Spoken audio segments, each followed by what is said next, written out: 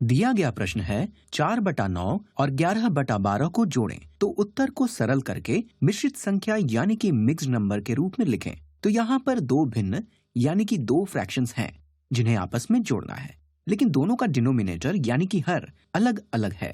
दोनों को जोड़ते समय पहले उनके हर देखते हैं।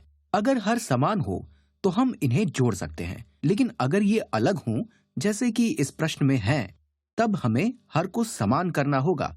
तो हमें एक ऐसी संख्या का पता लगाना है जिसे 9 और 12 दोनों विभाजित यानी कि डिवाइड कर सकें, और वह हमारा कॉमन डिनोमिनेटर होगा। इस संख्या को हम लघुत्तम समापवर्तक यानी कि लीस्ट कॉमन मल्टीपल भी कहते हैं, और यह संख्या 9 और 12 दोनों का सबसे छोटा समान गुणज होगा। तो इसे करने के लिए हम 9 के गुणज लिख लेते हैं और पता लगाते हैं कि क्या 9 का कोई गुणज 12 से भी विभाज्य यानी कि डिविजिबल है या नहीं। तो हम यहाँ 9 के गुणज लिख लेते हैं। 9 12 से डिविजिबल नहीं है, 18 12 से डिविजिबल नहीं है, 27 12 से डिविजिबल नहीं है, 36 12 से डिविजिबल है क्योंकि 12 गुणा 3 बराबर 36 होता है। 36 12 और 9 दोनों से विभाज्य है, इसलिए 36 को समान हर यानी कि कॉमन डिनोमिनेटर के रूप में यहाँ लिख लेते हैं। तो अब हम यहाँ 4/9 को कोई संख्या बटा 36 और 11/12 को कोई संख्या बटा 36 के रूप में लिखने वाले हैं। 9 से 36 पर जाने के लिए इसे 4 से गुणा करना होगा। 9 गुणा 4 हुए 36। हम जिस संख्या से हर को गुणा करेंगे उसी संख्या से अंश को भी गुणा करना होगा। तो अंश यानी कि न्यूमरेटर को 4 से गुणा करने पर 4 गुणा 4 हुए 16। तो 4/9 एक तरह से 16/36 के ही समान है, क्योंकि 16/36 के अंश और हर को 4 से विभाजित यानी कि डिवाइड करने पर 4/9 मिलता है। अब हम यही प्रक्रिया यहाँ पर भी कर लेते हैं। 12 से 36 पर पहुँचने के लिए इसे 3 से गुणा करना होगा। तो हर को 3 से गुणा करने पर हमें अंश को भी 3 से गुणा करना होगा, इसलिए 11 गुणा 3 हुए 33। तो अब हमने दोनों भिन्नों को समान हर वाले भिन्नों के रूप में बदल दिया है। इन दोनों फ्रैक्शंस का डिनोमिनेटर 36 है और अब हम इन्हें जोड़ सकते हैं। तो इन दोनों को जोड़ने पर हर की संख्या 36 होगी और अंश में यहाँ पर 16 जमा 33 है।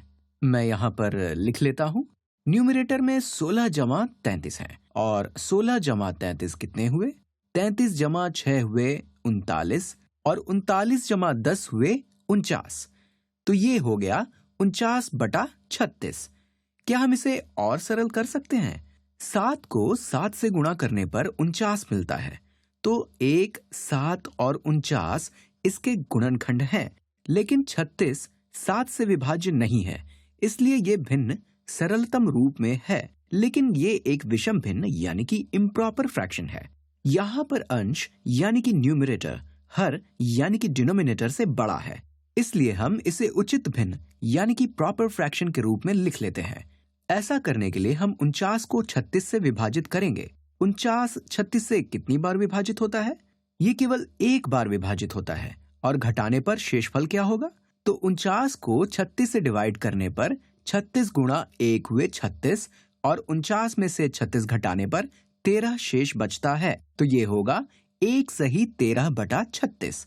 अगर आप चाहें तो यहाँ पर अलग से डिवाइड करके देख सकते हैं।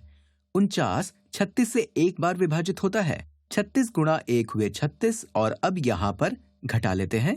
9 घटा 6 हुए 3, 4 घटा 3 हुए 1।